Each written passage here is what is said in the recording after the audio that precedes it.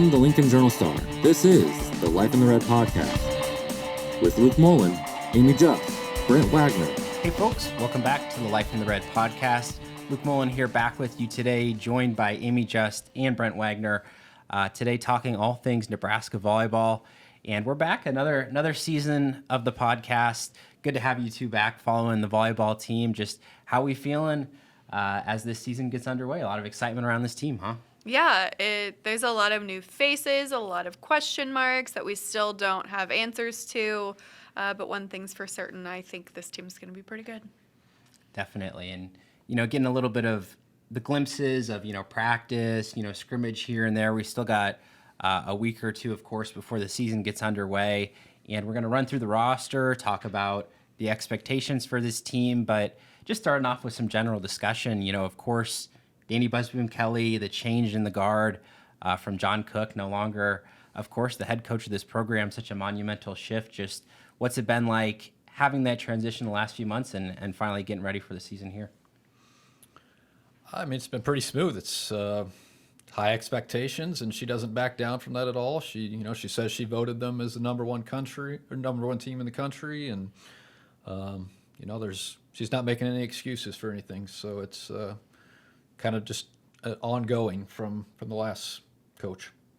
Yeah, I guess is the atmosphere the same? Is it any different? Like, is that hard to tell at this stage with the team? It's similar but different. I think there's a different vibe just having a woman as a head coach. The practices have been a little different from what we've been told. They scrimmage a lot more in practice than they used to. But other than that, same intensity, same goals.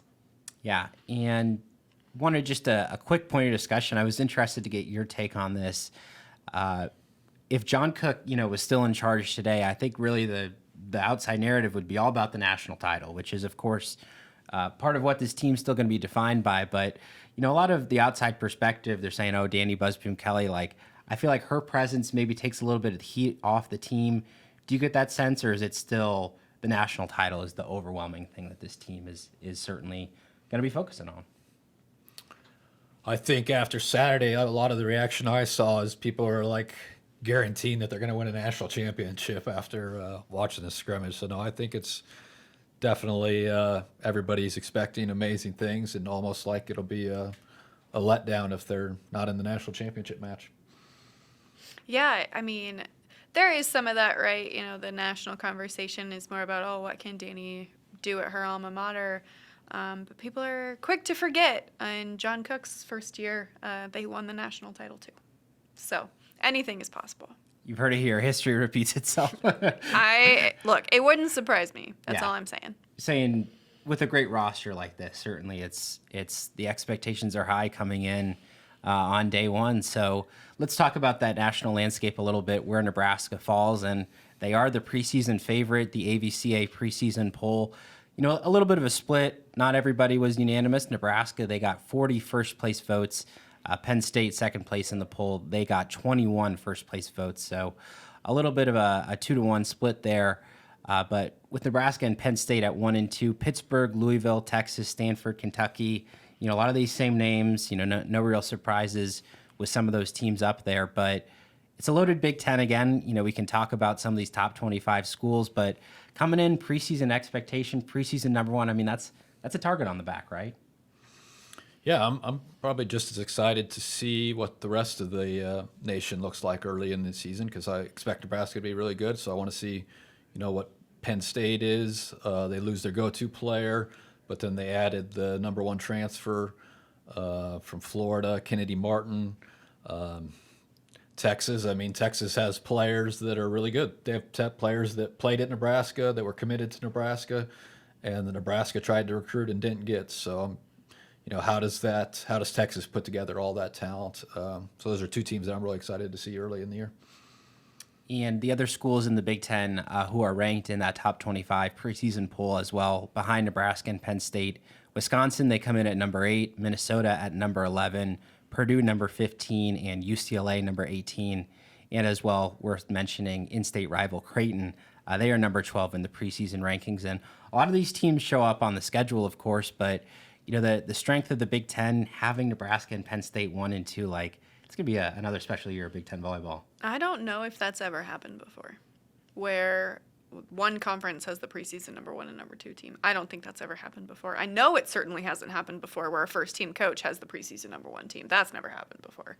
So I think, yeah, preseason polls, they matter to some extent, but there's a lot of hype surrounding this upcoming season. And, you know, if Nebraska can get to that final weekend, Final Four's in Kansas City. So not quite Omaha levels of home field advantage, but it could be close. Yeah, I think when the Husker Nation travels so well to all these far, sites for volleyball Final Four, one as close as that certainly bodes well for the presence if they do make it there. But, as we talk about this roster as a whole, kind of the junior class, right? Super talented. They've been playing since they were freshmen. They're leaders, they're veterans. Just what's the sense of them and how this national title pursuit has driven them these last few years? Yeah, I mean, I'll never forget, we had the in-house media day for them on their first day of practice as freshmen. And I asked all of them, I'm like, what is your goal? And they all were national championship, national championship, national championship. That's been on their mind since they got here, and they have come so close twice. And they are looking to avenge that. They're not afraid to say it. They're not shy about it. That is their goal, and it's been their goal since they got here. And the other thing about the roster too that stands out is always program like Nebraska volleyball bring in top 20 recruits at every position. And look at this roster. There's a lot of true freshmen. Is Dani Busboom Kelly going to be slow? Develop them, or do you expect some of those freshmen maybe to sneak their way into the rotation this year? I think they'll get a chance. I think in the first 2 or 3 weeks, everybody will get a chance to see what they can do. Maybe that's a start. Maybe that's coming in the third set. So I think at lots of positions, players will have opportunities to prove themselves. Well, let's start. We'll run down this roster position by position. And at center, of course, Bergen Riley coming back. But Campbell Flynn, a lot of hype about this freshman, super talented recruit. And from what you've seen from her so far, how about the good hands Nebraska's in at setter? Yeah, you've heard Dani say time and time again she believes this setter room is the best in the nation, and I don't doubt her. You have a 2-time All-American, and then you have a true freshman who's coming in and pushing her for what seems to be a razor-thin margin between the two of them. I don't know how it's going to end up, but they're in good hands with both of them, though Dani did have a lot of very positive things to say when asked about Bergen specifically today. Wasn't just asked about the setters in general, to clarify that. But I don't know what it's going to look like, but man, I think they're in good hands with either one of them. Yeah, and I mean, what do you think this says about the competitiveness of the roster, or maybe Dani Busboom Kelly's approach, that you have a player like Bergen Riley who's played super consistent these last 2 years at a high level, and she's still being pushed here preseason? That's what happens when you're able to, especially at the setter position, recruit at a really high level. You usually only recruit a setter every 2 years, so you have a chance to get a top 5 national recruit and then come in and compete. Absolutely. And so all the hitting talent, of course, that those setters are going to be feeding. Really interesting to see how this plays out, starting with the outside hitters, Harper Murray and Taylor Landfair, of course, coming back to the team, Skylar Pierce and Tariah Sigler, the 2 younger players in that room. And you talk about Harper Murray, about how good she's been. Well, how much better can she be as she continues developing here? Yeah, she talked about that a little bit today. She wants to be more consistent. It's not, when she's on fire, she is the best player in the nation, in my opinion, but she wants to be that player as frequently and as often as she can. Now, volleyball's a game of mistakes, right? So how do you go about limiting the mistakes that you make or capitalizing more on the mistakes that other people make? I think that's where we're going to see her step up more. And Taylor Landfair as well, saw her, maybe go through some ups and downs last year, different times in the rotation. What's the expectation for her and the level of play she'll be able to provide? Yeah, it'll be fascinating to see what she can do. If she can have a big finish to her career. She's been a Big Ten Player of the Year. She's been a first-team All-American. Can she, say that I want to be one of the starting outsides and prove it with their plays. It's going to be fascinating to watch. And Skylar Pierce, really athletic. What's the potential for her to impact things this season? Yeah, I think she's taken a really big step up in her game. You can see that she's a lot more confident than she was last year. I think last year was a really good developmental year for her. I mean, working in the gym with Harper, with Taylor, having, Jordan Larson as your assistant coach. She's learned a lot from everybody around her, and you're starting to see her kind of find that way. Definitely. And moving on to the middle blocker position, I think really no surprises about who the two players are. They're going to be out there pretty much all the time. Rebecca Alec and Andy Jackson, two freshmen that can also work their way into the rotation. But the two of those, blocking, hitting, what is it about those two middle blockers that's going to give them a lot of weapons there? Just two exceptional athletes. Andy Jackson obviously proves that all the time, and it looks like Rebecca's really been motivated to finish her career with a great season as well. And Andy Jackson in the middle, just the growth we've seen from her these last 2 years, and here as a junior, what's her expectation as well? It feels like to me she's jumping even higher. Like, I don't know how that's humanly possible, but I think, again, having a setter that goes to the middle as often as either Bergen or Campbell could do, I think will continue to not just elevate Andy, but elevate Rebecca as well. They did one thing in the spring match against Kansas that I was really interested in, and having Andy play right back. And I hope they do that some this year, because I think that continues to elevate her potential of, playing professionally if she wants to be a 6 rotation player. John Cook has said that's been possible for her. She has the talent to do it. So I want to see her used a little bit more in the back row if at all possible, because that back row attack from her is insane. Yeah, she can really leap, huh? That athleticism on display. And so on to the opposite, that's a position where, there's some uncertainty how things are going to play out. Ali Check, of course, the experienced Baylor transfer coming in. Ryan Hunter, Virginia Adriano, two high potential players as well. Is it the Ali Check show? Is there competition there? What's the opposite position looking like? Yeah, I think it's set up pretty perfectly. I mean, they had, after Ryan Hunter's coming off an injury, and it's kind of more of a development project out of high school, so they had to bring some people in there. They had to be better at that position than they were last year, and they have 3 players that compete to make to give them a chance to be better at that position, and should be a strength. Whoever's playing it should be a position that's a strength. Yeah, certainly some production to replace there at that position, but they have the players to do it. And then I think probably the spot that a lot of people were looking at, libero or the defensive specialists, Lexi Rodriguez, and that's a pretty big gap in this defense. But Lainey Choboy and Olivia Mauk, they've played a lot these last 2 years. They've been battling it out. Is that resolved yet? I don't think so. I can say with confidence that I know both of them will be on the floor. I just don't know what color their jerseys are going to be. I think they both bring very different skill sets. Olivia's like more of a calming presence, and Lainey will do anything and go anywhere to get a ball. And I think the team likes having both potential options as 2 defensive specialists. Now, who gets the libero? I don't know. I think you could go either direction with that. It was interesting to say, or that Dani said today, that Lainey thus far has been one of the 2 best servers in practice, and that might play a factor.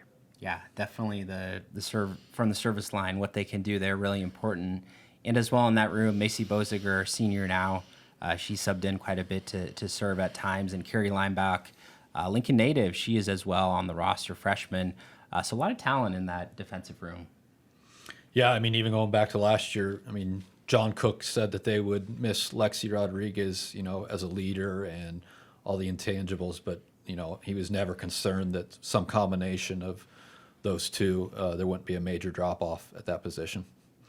And just from, seeing that roster in action, and they do a lot during the red-white scrimmage, moving players. And so it's not a perfect takeaway, but about what to expect from the season. But what did you like? What did you see from the roster and the team during that scrimmage? Yeah, I thought Rebecca looked a lot more dominant. Dani said that she was the player of the game, and I would have to agree.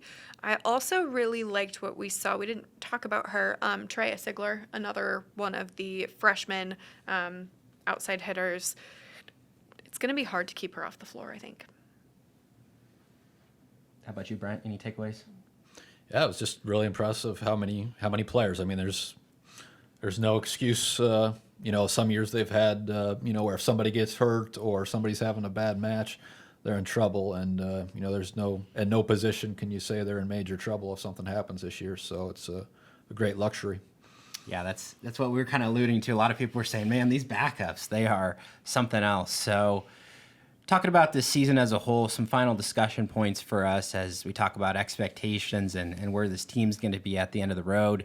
I mean, really, as we've said, it's a national title caliber roster. They've, of course, been there to the Final Four. They've been so close. Ultimately, though, at the end of the day, is it national title or bust for this team? Is that really the expectation? It feels like it. They have higher expectations for themselves than anyone else puts on them. I know they've been disappointed the last several years, but they haven't been able to get it done. But with the way this roster is constructed, you feel like the sky's the limit for them. I truly feel like even the backups could contend for one. Like, I don't think they'd, get there. But, man, you wonder just what this team collectively is capable of. Yeah, and same question for you, Brent. Obviously, you've seen a lot of national title teams, teams that have made it to the Final Four, too. Just coming into the year, preseason number one, just what stands out to you about this year's Husker team and how they're going to be able to deal with that? Yeah, just that, the depth is amazing. I'm still kind of waiting to see. I want to see what they do, what they have at the Pens. I mean, last year, against Penn State, when they lost 2 matches to Penn State, they needed to be better on the Pens, and they weren't. So, I mean, that's kind of the big thing. Is can they improve on the Pens, and if that happens, they should have a great chance to be in the national championship match. Yeah, and as we talk about getting there, there's reasons for optimism, reasons for concern at this time of the year when there's still some unknowns about the roster. Just to pick one, if you had to say real quick, one reason why you're optimistic or concerned about this team, what would you say? The one concern I have is just, again, echoing what Brent said, what does the Pens look like? In the national championship match, or in the Final Four match against Penn State, they got stuck in a rotation. That was their worst scoring rotation. They couldn't get out of it. So how do you bolster your, air quotes, weaker rotations? One of the reasons why that was a weaker, again, air quotes, rotation is Andy Jackson's rotated out of it. And they could not get out of that. So how do you find a way to side out when you're in not your most productive rotation? I think that's going to be a big factor for them, is just shoring up every single rotation that's on the floor. I guess any optimism then? Because there's quite a lot about this team. Yes. Yeah, there's a lot of optimism. They're going to get a huge boost to start the season by playing at Pinnacle Bank Arena. Thousands of fans there against a good team, and they're going to find out what they're good at. They're going to get confidence what they're good at and find out what they need to work on. And if they can get to the Final Four, it's a Nebraska home match. I'll never forget being down there in 2017. It was like a bowl game. There was a string of cars, people going to every one of those hotels down there by the arena, and it was amazing. Absolutely. So you mentioned it, a really exciting stretch, the AVCA Classic as well, coming up at PBA, and Nebraska, again, preseason number one, they're going to play number 3 Pitt and number 6 Stanford to open the year. Of course, other great volleyball matches going on, but just the Nebraska schedule, after those 2 top 10 matchups, then they're going down to Nashville, they'll play Lipscomb, and then it's number 7 Kentucky. So 3 of your first 4 matches, those are top 10, perennial, NCAA tournament teams that make runs deep in the tournament, loaded with talent. What does that say about this Nebraska team that they're going to get challenged that bad in the first week of the first couple weeks of the season. That's what they do. This is what that sport does. If you want to contend, you have to be ready to face the music and play other teams that are chasing what you're chasing. Obviously, these teams right now, and not just Nebraska, but Pitt, Stanford, and Kentucky, are not going to look like they will towards the end of the season. But yeah, it's going to be some incredible volleyball. And if y'all have tickets for the matches in PBA, or if you're going down to Nashville, it's going to be top-level volleyball. And I'll put you on the spot with an early prediction, Brent. Of those matches, Pitt, Stanford, and Kentucky, which do you think will be the most difficult early test? Pitt. I mean, just the getting familiar with each other, and then playing the National Player of the Year from Pittsburgh, Olivia Babcock. She can absolutely take over a match with a 25 kill night or something, and make even a good team not look that way. And before those challenges, next up, the last look at this volleyball team preseason, the alumni match, a very interesting one-off that they've got a team of alumni going up against this year's Husker roster. I think you heard a little bit about it today. Just what's the sense around the team of that event and what it's going to be like? Who knows what it's going to be like, but it's gonna be fun. The alumni haven't really practiced together. Some of them played together, some of them didn't. Who knows what that side of the net's going to look like, but I'm looking forward to it. I think the alumni are going to be really competitive. Who knows what the score is going to be, but I don't know. They might push them, but man, those photos are going to be crazy. Like Harper Murray staring across the net, looking at Jordan Larson or something like that. It's going to be an interesting visual for sure. Yeah, those alumni are going to want to show that they've still got it. That is this Saturday, of course, at the Devaney Center, if you want to check that out. But still a lot of preparation, practice efforts to get done for this Husker volleyball team before the season starts. And, of course, we will have all the coverage for you from this exciting Husker volleyball season online at journalstar.com. We'll have further Life in the Red updates for you later this season. That'll do it for today's season preview episode. Thanks for watching. Thank you for listening to this week's Life in the Red podcast. Our theme music is composed by Sasha Indy. The stories continue on journalstar.com